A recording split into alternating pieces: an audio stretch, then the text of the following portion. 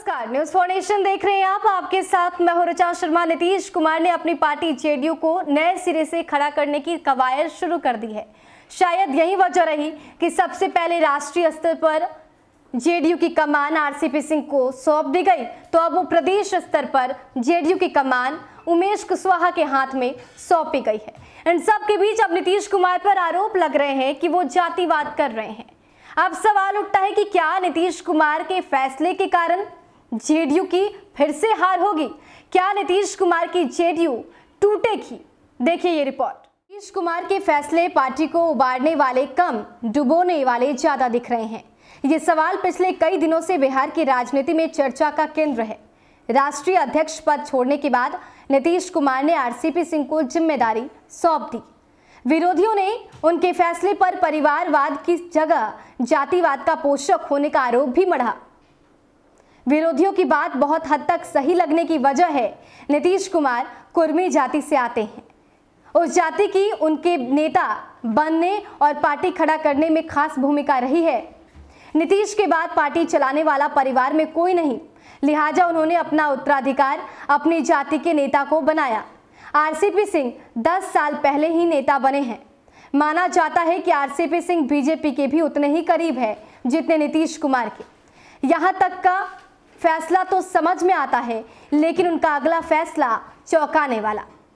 पिछले दिनों पार्टी के एक नेता ने बताया कि जातीय समीकरण के हिसाब से किसी कोई नेता को प्रदेश अध्यक्ष नहीं बनाया जाएगा। मतलब पार्टी में इस बात को लेकर चर्चा चल रही थी कि कोई नेता अध्यक्ष तक नहीं पहुंचेगा, लेकिन उनका ये अनुमान गलत साबित हुआ। अब सवाल ये कि नीतीश कुमार ने कुशवाहा जाति के नेता को प्रदेश अध्यक्ष क्यों बनाया? पार्टी की स्थापना के बाद से अभी किसी भी कोयरी जाति के नेता को प्रदेश अध्यक्ष नहीं बनाया गया। 2004 से 5 में उपेंद्र कुशवाहा संगठन में प्रदेश के प्रधान महासचिव की कुर्सी तक पहुंचे थे। उस वक्त विजेंद्र यादव प्रदेश अध्यक्ष थे। बाद में विजेंद्र यादव को हटाकर ललन सिंह को भी प्रदेश अध्यक्ष बनाया गया। नीतीश कुमार, रघुनाथ झा, विजेंद्र यादव, ललन सिंह, विजय चौधरी, वशिष्ठ नारायण सिंह, समता पार्टी यानी कि पहले जदयू का ही नाम था और जदयू के बिहार प्रमुख रह चुके हैं। नीतीश को अलग रखे तो विजेंद्र यादव के अल्प कार्यकाल को छोड़कर ज्यादातर समय सवर्ण जाति के नेता अध्यक्ष रहे। अब नीतीश कुमार को कुर्मी कोयरी पर फोकस इसलिए करना पड़ रहा है क्योंकि उनकी स्वीकार्यता समुदाय में कम हुई। उपेंद्र कुशवाहा, शकुनी चौधरी, मंजय लाल, भगवान सिंह कुशवाहा, दिनेश कुशवाहा, रेणु कुमारी एक वक्त में जदयू के बड़े कोयरी नेता थे। शकुनी चौधरी की विरासत बेटे सम्राट चौधरी के हाथ में है, जो अब बीजेपी में है। उपेंद्र कुशवाहा की अपनी अलग पार्टी है। भगवान सिंह कुशवाहा अभी लोजपा में है।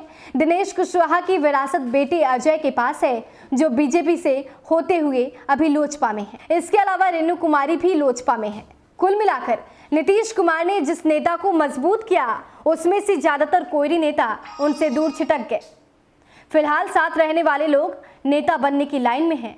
उसी लाइन में रहने वाले नेताओं ने नीतीश की छवि को बर्बाद करने में अहम भूमिका निभाई। नीतीश कार्यकाल में घूस लेते कैमरे पर कैद होकर बर्खास्त होने वाले अवधेश कुशवाहा, बालिका गृहकांड के दौरान कुर्सी गंवाने वाली मंजू कुशवाहा, भर्ती घोटाले में अभी हाल ही में कुर्सी गंवाने वाले मेवालाल चौधरी कोयरी जाति के ही नेता हैं। कोयरी नेताओं की छवि का मामला यह है कि पिछली बार शिक्षा मंत्री रहे कृष्णनंदन वर्मा विधानसभा चुनाव में जनता के डर से वोट तक नहीं मांगने गए। जिस उमेश कुशवाहा को अध्यक्ष बनाया गया, उनको चुनाव से पहले क्षेत्र की जनता ने खदेड़ दिया था। उमेश कुशवाहा पर क्षेत्र में नहीं जाने के आरोप लगे थे। लोगों का कहना था कि 5 साल में पहली बार दिखे, बाद में एक बार और लोगों ने गांव से उन्हें भगा दिया। ऐसे नेता को नीतीश कुमार ने संगठन की जिम्मेदारी दे दी। असल में नीतीश कुमार को आभास हो गया कि उनका आधार वोट उनके साथ नहीं है। पहले नीतीश कुर्मी और कोयरी दोनों के नेता हुआ करते थे। कथित तौर पर दोनों की जोड़ी को लव और कुश कहा जाता था। लव मतलब कुर्मी और कुश मतलब कोयरी। अब नीतीश को लगता है कि सवर्ण उनके साथ तभी आएगा जब कोयरी साथ रहेगा। भूमियार और ब्राह्मण को नीतीश बीजेपी का मानकर चल रहे हैं।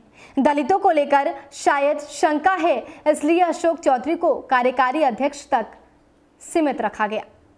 उमेश कुशवाहा के ज्यादा दिनों तक अध्यक्ष रहने पर संदेह है।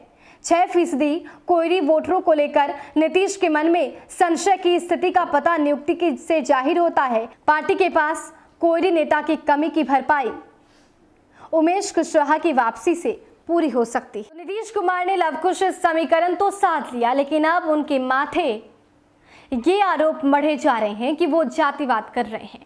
ऐसे में सवाल ये कि क्या नीतीश कुमार अपने इन फैसलों के बीच घिर चुके हैं। फिलहाल के लिए इतना ही। बने रहे हमारे साथ और देखते रहे न्यूज़ 4 नेशन। नमस्कार।